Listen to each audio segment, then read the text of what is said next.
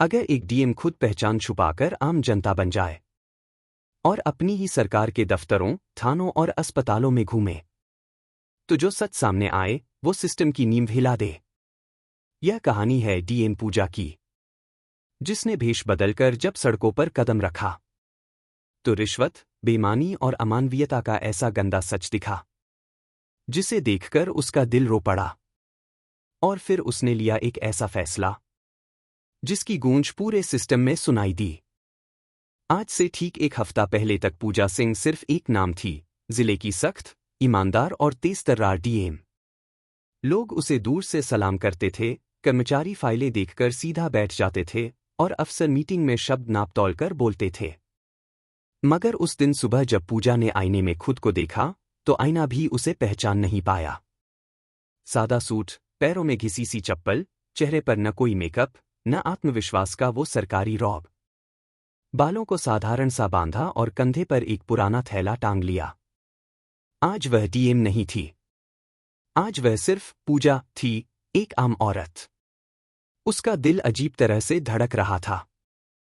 बीते कुछ महीनों से लगातार शिकायतें आ रही थीं, राशन में घोटाला, थाने में बिना पैसे काम न होना, अस्पताल में गरीबों की बेइज्जती। फाइलों में सब कुछ साफ दिखता था, लेकिन जमीन पर गंदगी की बदबू बार बार उसकी नाक तक पहुंच जाती थी। पूजा जानती थी कि कुर्सी पर बैठकर सच नहीं दिखता। सच देखने के लिए नीचे उतरना पड़ता है। सबसे पहले वह शहर के सरकारी अस्पताल पहुंची। सुबह का वक्त था, भीड़ पहले से जमा थी। गेट पर खड़े गार्ड ने एक बूढ़ी औरत को डांटते हुए कहा, लाइन में लगो, कोई तुम्हारा नौकर नहीं है। पूजा ने देखा, औरत के हाथ कांप रहे थे, आंखों में डर था। पूजा चुपचाप उसके पीछे खड़ी हो गई। रिसेप्शन पर बैठे क्लर्क ने बिना सिर उठाए कहा, पर्ची के पैसे? पूजा ने धीरे से पूछा, सरकारी अस्पताल में भी पैसे लगते हैं? क्लर्क ने पहली बार सिर उठाया, उसकी आंखों में तिरस्कार था। बहस मत करो, आगे बहुत लोग हैं। पूजा ने जेब से 20 रुपए निकाले। हाथ बढ़ाते हुए उसके भीतर कुछ टूट गया। अंदर ही अंदर उसने सोचा, अगर आज मैं डीएम बनकर आई होती तो यही आदमी कुर्सी छोड़कर खड़ा होता। मगर आज मैं आम हूं, इसलिए मेरी इज्जत की कीमत 20 रुपए है। अंदर वार्ड में हालत और भी खराब थी। एक मरीज दर्द से कराह रहा था, नर्स मोबाइल पर हंसते हुए बात कर रही थी। पूजा ने हिम्मत करके कहा, बहन, जरा देख लीजिए। नर्स ने आंखें तरेर कर जवाब दिया, डॉक्टर आएगा तब देखेंगे, रोज रोज ड्रामा मत किया करो। पूजा के हाथ कसकर मुट्ठी बन गए। उसका मन हुआ, अभी अपना परिचय दे दे, सबको लाइन पर ले आए। मगर उसने खुद को रोका। सच अभी बाकी था। अस्पताल से निकलते वक्त उसकी आंखें नम थीं। बाहर एक आदमी किसी दलाल से फुसफुसा रहा था, 50 दे दो, भर्ती करवा दूंगा। पूजा ने सुना, दिल में एक और घाव लग गया। दोपहर तक वह थाने पहुंची। वही पुराना, जर्जर सा थाना, जिसकी सफेदी सालों पहले उतर चुकी थी। अंदर जाते ही एक सिपाही ने घूर कर देखा, किससे मिलना है? पूजा ने धीमी आवाज में कहा, मेरी शिकायत लिखनी है। सिपाही हंसा, पहले बताओ, क्या लाए हो? पूजा ने नासमझ बनते हुए पूछा, क्या मतलब? सिपाही कुर्सी से थोड़ा आगे झुका, आवाज धीमी की, मतलब बिना खर्चा पानी कुछ नहीं होता। पूजा का सिर चकरा गया। उसने देखा, सामने एक गरीब आदमी बैठा था, शायद किसी की चोरी हुई थी। उसकी आंखों में उम्मीद थी, लेकिन चेहरे पर डर। पूजा ने सोचा, यह डर सिर्फ अपराधियों का नहीं, सिस्टम का दिया हुआ है। तभी थानेदार अंदर से निकला। उसने पूजा को ऊपर नीचे देखा और बोला, समस्या क्या है? पूजा ने कहा, सर, मेरे पति ने मुझे घर से निकाल दिया है, मारता है। यह सुनकर थानेदार ने ठहाका लगाया, घर की बात घर में निपटाओ, यहाँ टाइम मत खराब करो। पूजा की आंखों में आंसू आ गए, लेकिन आवाज मजबूत रही, सर, अगर मेरे पास पैसे होते। थानेदार का चेहरा बदल गया।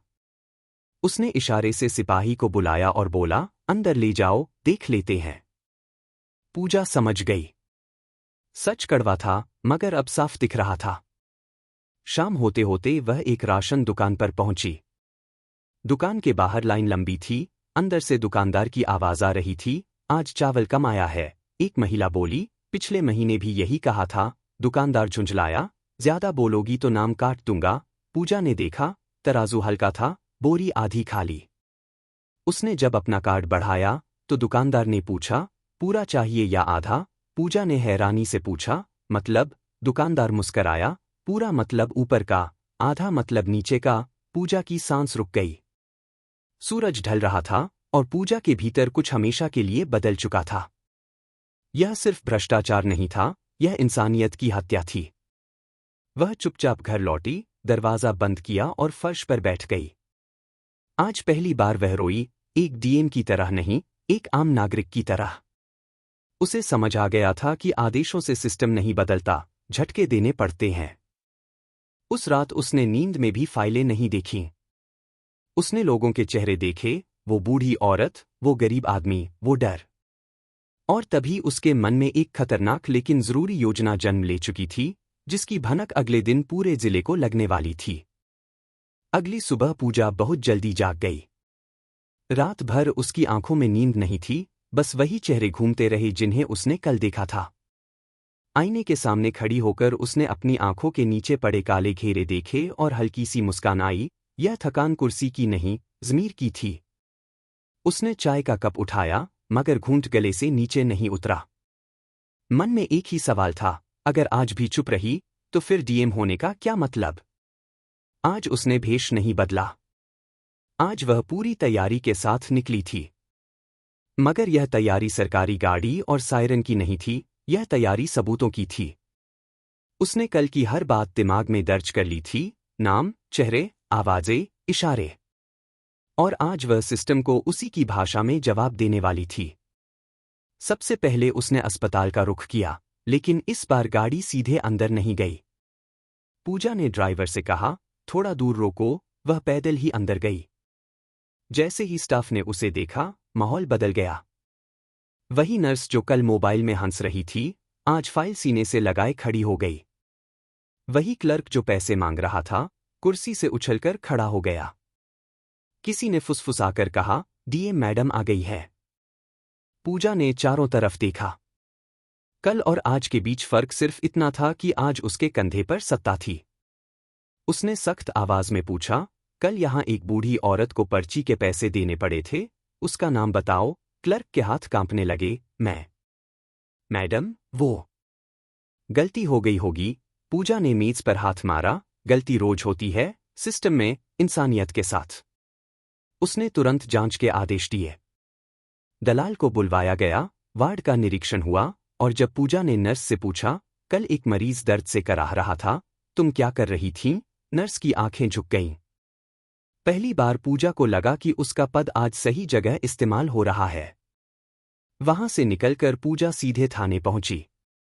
इस बार कोई सिपाही घूर नहीं रहा था।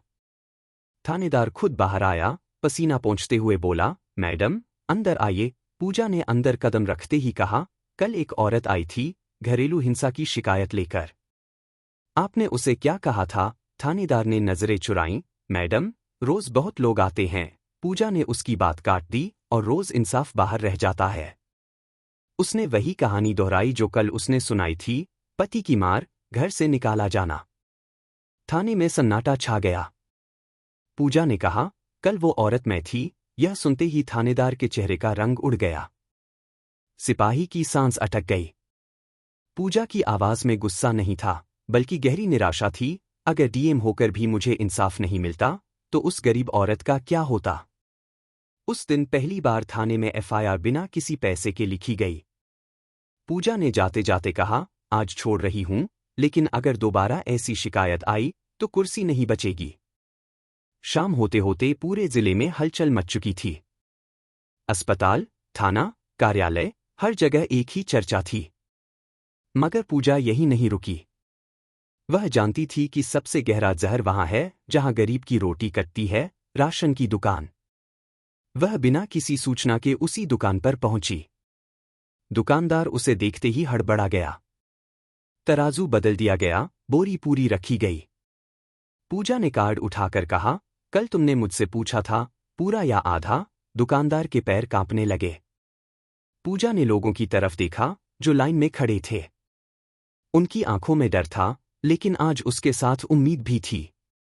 पूजा ने सबके सामने बोरी तौलवाई। सच्चाई नंगी हो गई।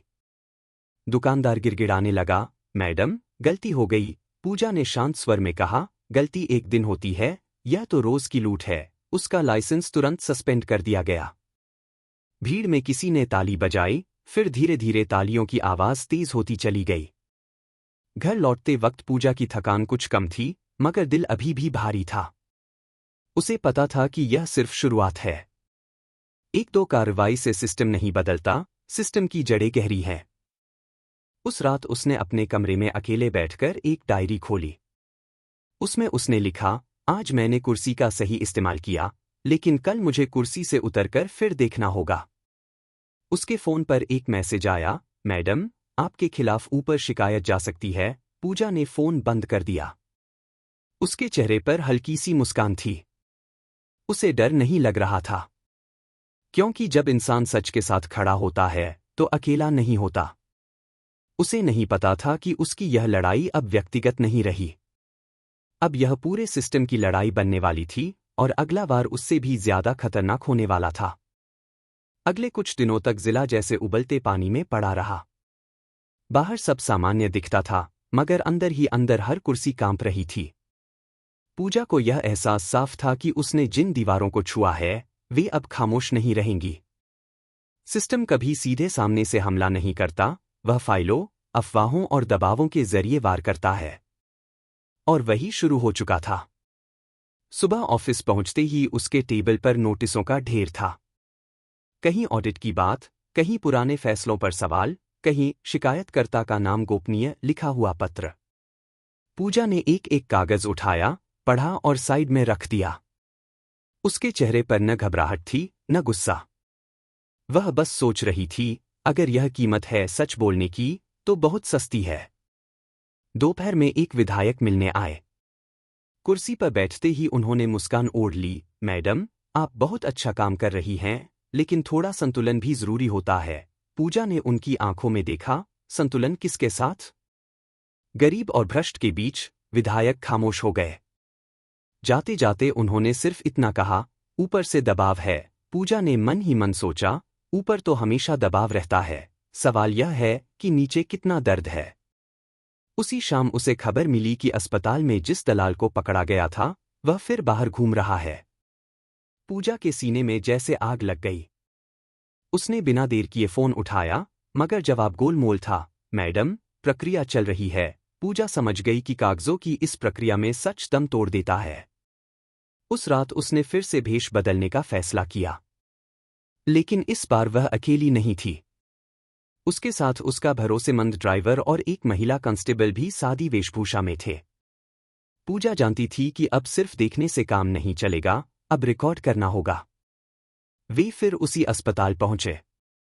इस बार पूजा ने एक गरीब मजदूर की पत्नी का किरदार निभाया। गोद में बच्चा, चेहरे पर थकान। वही क्लर्क, वही खिड़की। पूजा ने धीमी आवाज में कहा, डिलीवरी का केस है। क्लर्क ने बिना देखे कहा, पैसे? पूजा ने कांपती आवाज में पूछा, नहीं है। क्लर्क ने कंधे उचकाए, तो इंतजार करो। महिला कांस्टेबल ने यह सब मोबाइल में रिकॉर्ड कर लिया। वार्ड में वही नर्स थी, वही बेरुखी। पूजा का दिल बैठ गया। सिस्टम ने चेहरे बदले थे, आते नहीं। वहां से निकलकर वे थाने गए। इस बार पूजा सीधे अंदर नहीं गई। बाहर खड़े होकर उसने देखा, एक युवक हाथ जोड़कर खड़ा था, सिपाही उसे डांट रहा था। पूजा पास गई, क्या हुआ? युवक की आवाज भर्रा गई, भैया गुम हो गया है, रिपोर्ट लिखवानी है। सिपाही बोला, पहले इंतजाम करो। यह शब्द पूजा के कानों में हथौड़े की तरह लगे। सब रिकॉर्ड हो रहा था। अगली सुबह पूजा ने मीटिंग बुलाई। बड़े अफसर, पुलिस, स्वास्थ्य विभाग, सब मौजूद थे। कमरे में सन्नाटा था। पूजा ने बिना किसी भूमिका के वीडियो चला दिया।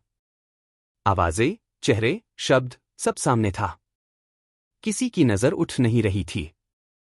पूजा ने कहा, यह वीडियो मैंने नहीं, सिस्टम ने बनाया है। और अब सिस्टम जवाब देगा। उसने सस्पेंशन के आदेश पढ़ने शुरू किए। नाम एक एक करके गूंजे। किसी की आंखों में गुस्सा था, किसी में डर। एक अफसर ने हिम्मत करके कहा, मैडम, यह बहुत बड़ा कदम है। पूजा ने शांत स्वर में जवाब दिया, गलत बहुत बड़ा था, कदम छोटा है। मगर कहानी यहीं खत्म नहीं हुई। उसी शाम सोशल मीडिया पर पूजा के खिलाफ अभियान शुरू हो गया। पुराने वीडियो, आधी अधूरी बातें, आरोप सब तैरने लगे। डीएम तानाशाह है, छवि खराब कर रही है, जैसे शब्द ट्रेंड करने लगे। पूजा ने मोबाइल देखा और बंद कर दिया। वह जानती थी, जब सच असर करता है तो शोर बढ़ता है। रात को उसे माँ का फोन आया। माँ की आवाज में चिंता थी, बेटी, संभल कर चलो। पूजा की आंखें भर आईं। माँ, अगर मैं आज नहीं लड़ी तो कल कोई और बेटी रोएगी। फोन के उस पार खामोशी थी, फिर सिर्फ दुआ। अगले दिन एक और शिकायत आई, राशन घोटाले में ऊपर तक मिलीभगत की। यह सबसे खतरनाक मोड़ था। पूजा जानती थी कि अब वह सिर्फ जिला स्तर पर नहीं लड़ रही, अब उसका सामना पूरे तंत्र से है। उसने खिड़की से बाहर देखा। सड़क पर लोग चल रहे थे, अपनी छोटी छोटी जिंदगियों में उलझे। पूजा ने खुद से कहा, शायद उन्हें पता भी नहीं कि सिस्टम कैसे काम करता है, मगर उन्हें इंसाफ चाहिए। और यही सोच उसे आगे बढ़ने की ताकत दे रही थी। यह लड़ाई अब सिर्फ डीएम पूजा की नहीं रही थी। यह उस हर इंसान की लड़ाई बन चुकी थी, जो चुप रहकर भी सब सहता है। और अगला कदम सिस्टम के लिए सबसे बड़ा झटका होने वाला था।